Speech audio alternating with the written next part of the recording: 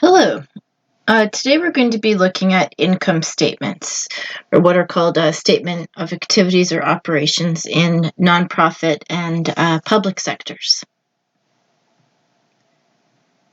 So we've learned before about balance sheets, and you've been introduced to income statements.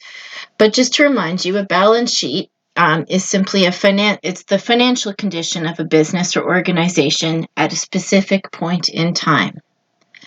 In contrast, the income statement provides a lot of information about why the balance sheet changes over time. An income statement also illustrates the efficiency and the value of the organization. So an income statement is a report that provides a picture of the income and the expenses of an organization for a certain period of time for a specific fund. Now, obviously in the private sector, you're just dealing with one fund. The format is fairly standard. Sometimes it will show previous years for sake of transparency, but it doesn't have to, although it does give you some additional information.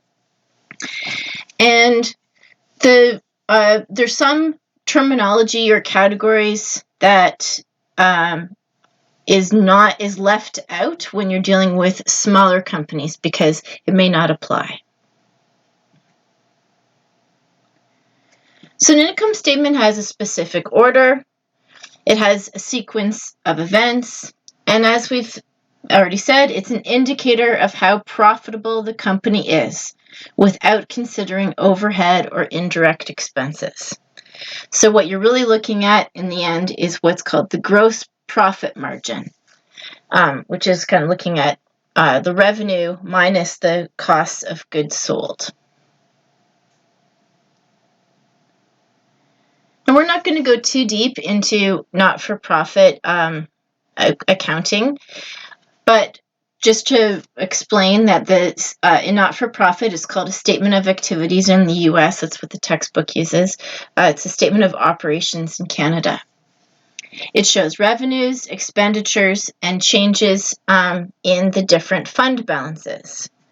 So it's designed to show how money was used during the year and how it changed the financial position of the not-for-profit organization. So it really looks at all these different funds. So they actually have, a statement of operations for each of the different funds that a not-for-profit may have, such as, the operating fund, the reserved fund, etc. It also shows then how cash flowed through the organization and how much cash is left over at the end of the year. As I've indicated, it separates all of this by funds, so it shows then that the cash is being used appropriately for that specific fund.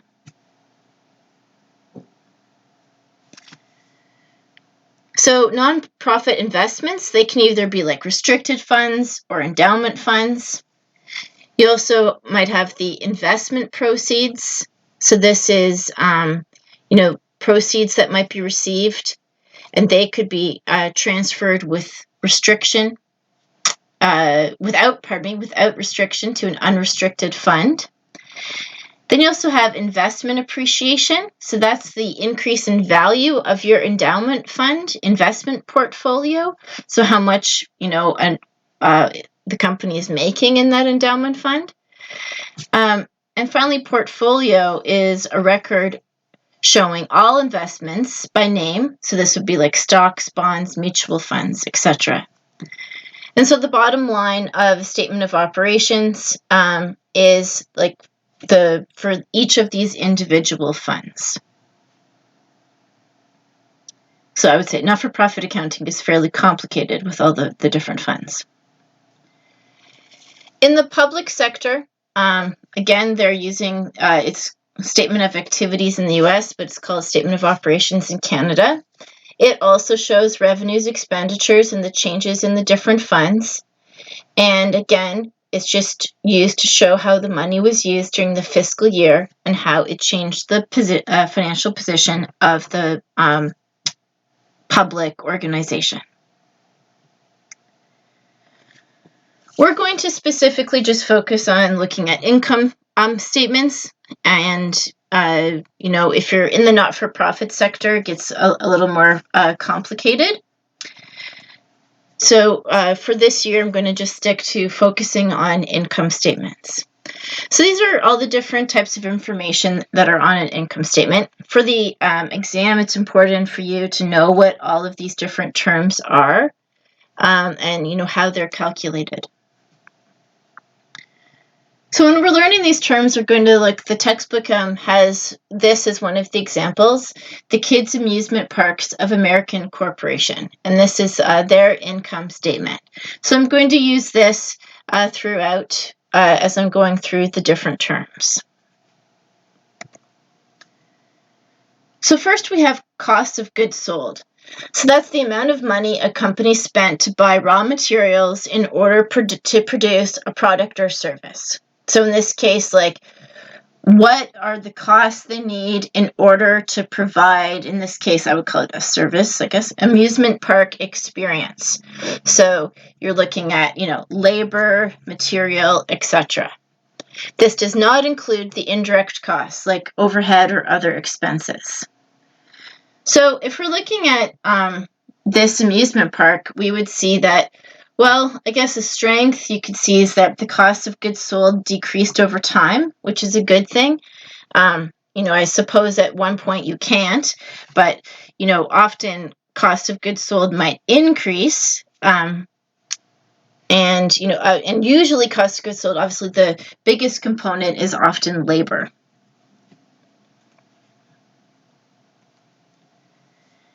Then we have gross profit. So gross profit is the revenue minus cost of goods sold.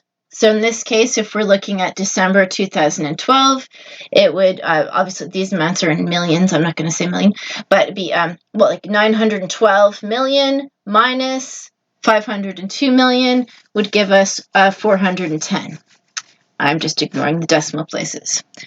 And when we look at this, then we can see that we're looking over time. Well, observations I would make is that the gross profit was highest in 2011. A weakness is that it's at a 3-year low in 2012.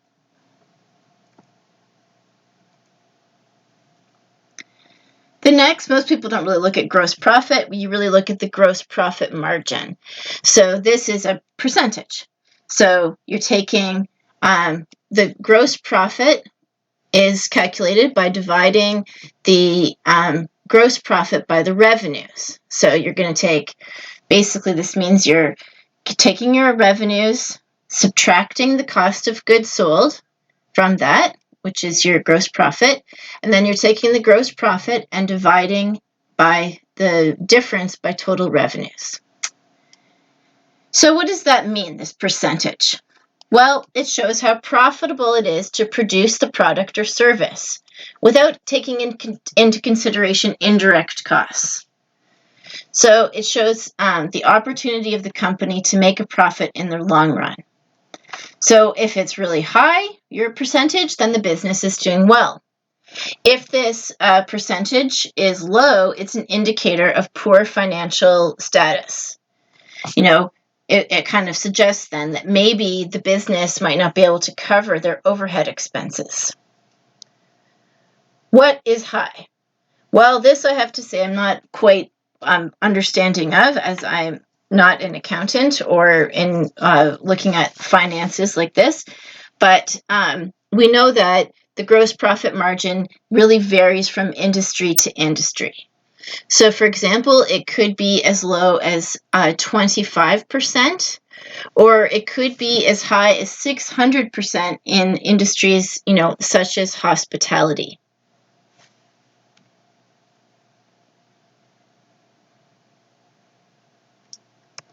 So, in this case, if this amusement park, I would say a strength is that, the company has been profitable. But again, we would really need to compare this to industry standards. But it could be, it could be that perhaps their cost of goods sold are too high, for example. But a weakness, I would say, is like obviously the gross profit margin is again at a 3-year low. In 2010, it was 47, then it went to 50 in 2011, and now it's at a low of 45.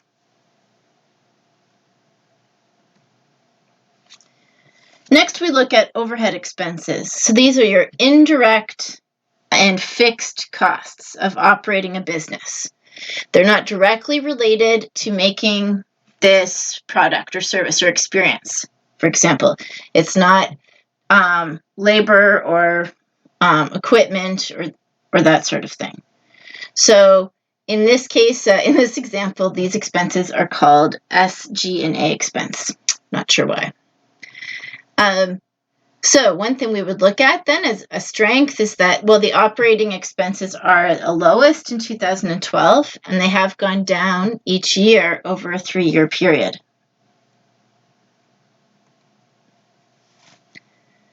Then we can look at operating income. So operating income is calculated by subtracting overhead from gross profits.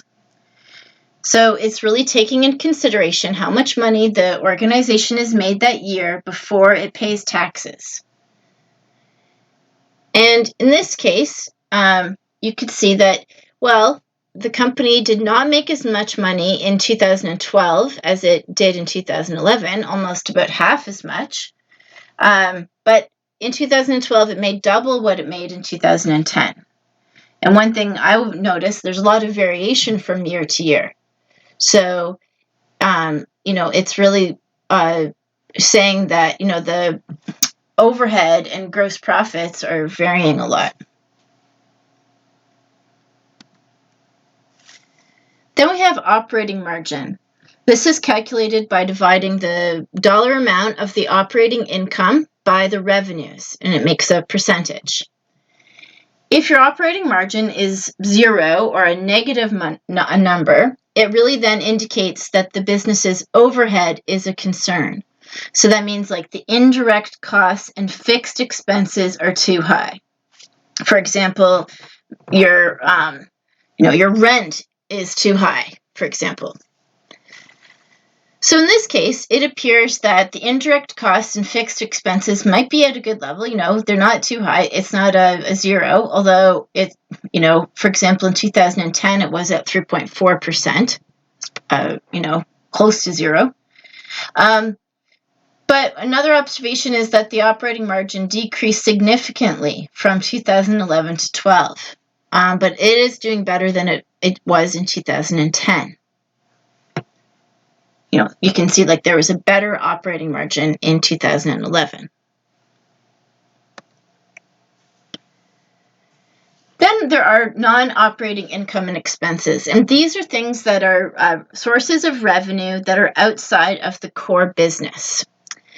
Not all companies have this. A lot of smaller businesses would not have non-operating income or expenses. And these are then, in this case, for the amusement park, they might have sources of revenue that are outside of the park operations, like fees for merchandise sold outside of the park.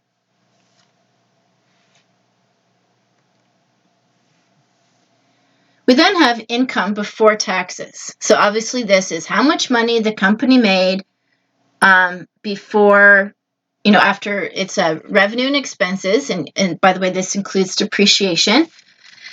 And obviously before taxes have been paid. And I just make a note here. If there are no non-operating income or expenses, like in a smaller company, then income before taxes would be the same as the operating income. So to get income before taxes, you're adding the non-operating income to operating income. All the income's up, and you're subtracting non-operating expenses. And here, then, we can see a weakness is that, in both 2012 and 2010, expenses were higher than revenue. It's a negative number. And like the only strength here a little bit is the company did make some money in 2011.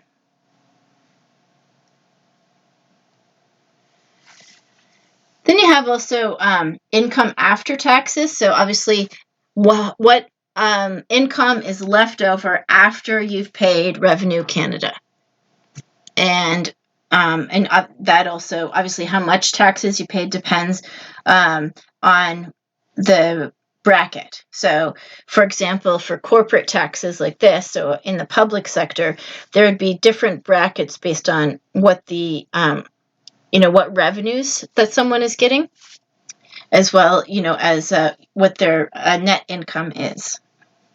Just like there are with individual taxes, the more money you make, the higher your income tax bracket. We then have net income. So this is revenue minus costs, both direct and indirect costs. So it's the amount of money after all the expenses, and this is, subtracted from the total revenues.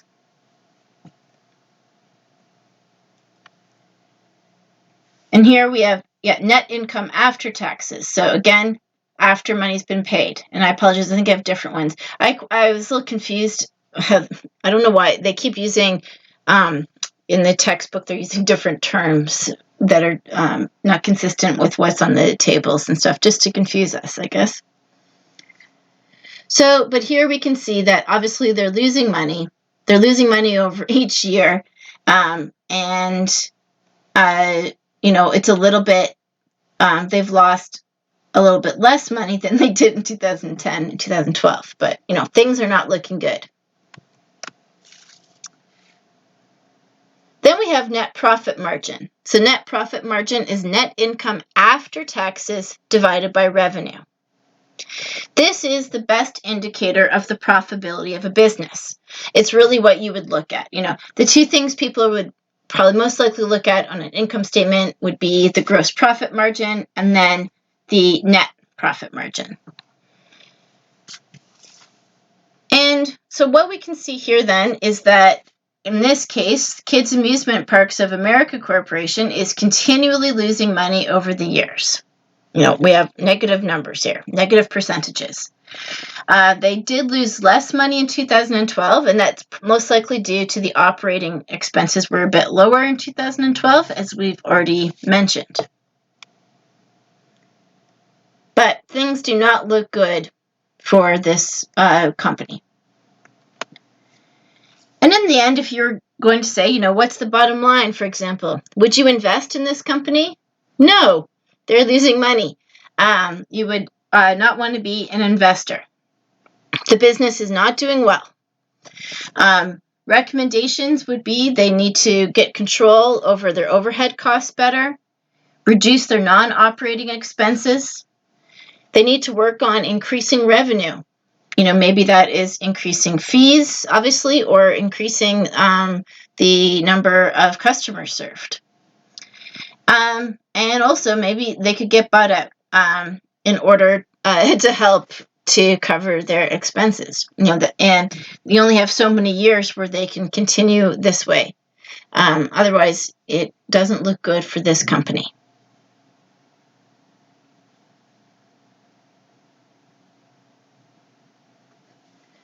So the bottom line of looking at an income statement is you really want to look at the net income margin. That's what they call the bottom line. And depending on the bottom line, you might want to see whether the cost of goods sold, the overhead, or non-operating expenses are too high. And, if the net income operating margin is high, that means it's good. Then that indicates that you want to buy stock in the company. And so that's why, when investors or, people are looking to buy stock, they're looking at these sorts of things as indicators of, whether they should buy stock or sell, etc. Now going to go through the other example that was in the chapter 5, and this is Sadie's Amusement Park. So I'm going to go through again step by step how you would analyze this income statement. First observation I would make is looking at revenue. Well, Sadie has made $2 million in revenue from, admissions, fees, and, charges to the amusement park. We then want to look at the cost of goods sold. So remember, this is the cost to put in the materials to this experience. In this case, more of like a service. So we've got labor, which is our highest cost, not surprising, and then supplies. And remember, this excludes indirect costs, such as overhead or other expenses. Next, we see the gross profit. So this was calculated by taking revenues minus the cost of goods sold. So, for example, on your case study, I probably not going to, gross profit would be left blank. You need to calculate that. In this case, taking the $2 million minus the, roughly $1,300,000 for total cost of goods sold to get you the gross profits. But of course, as I've mentioned before, what's more important is to look at the gross profit margin. So this is then you take the gross profits, which was revenue minus cost of goods sold, and you take those gross profits and divide it by the revenues. We want then look at if it's high or low, because that's an indicator of financial status. Again, this varies from industry to industry, but in this case, obviously they're making money. The company is profitable. It's a positive. It's, at almost 37%.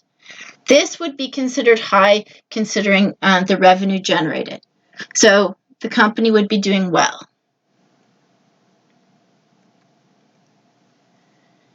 We also, I didn't really talk about this before with the kids' amusement park, but we do want to look also at the depreciation value.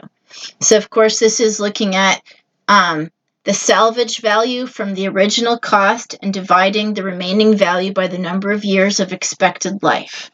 This includes equipment and buildings. So we can see Sadie's amusement park has, equal equipment and building, and, we're looking at a total depreciation of $200,000.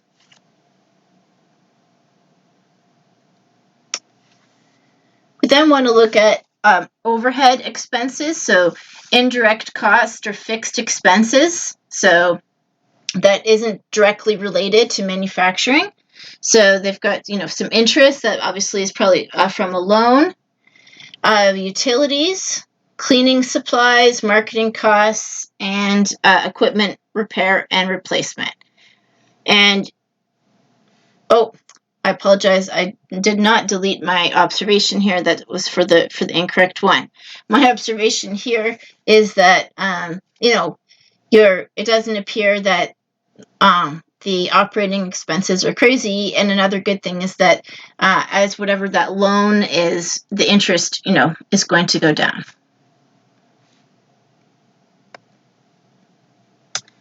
Then we look at income before taxes. So how much money they make after all its revenues and expenses, including the depreciation, have been considered.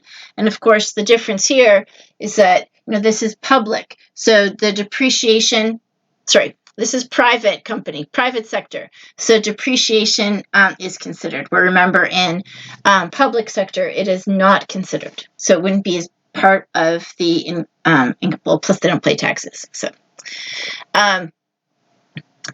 in this case, Sadie's amusement park made, about $450,000 before taxes. We then want to look at the income after taxes, and obviously you can see in this case, this organization is paying 35%. That's the tax bracket. So we can see then that after taxes, they were able to pay their taxes and made almost $300,000. And finally, we would look at the net profit margin. So this is the net income after taxes divided by revenue. And in this case, we have almost 15%, 47.76%. Again, I apologize. I meant to delete that black text box. That is not supposed to be the observation. But we can see here then that in this case, Sadie's amusement park is making profit. So they're a profitable company.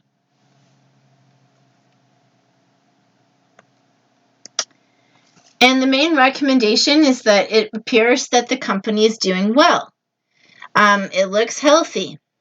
It is perhaps a company that you might want to invest in because everything, the ratios look good, and Sadie seems to be doing well. Cost of goods sold is reasonable.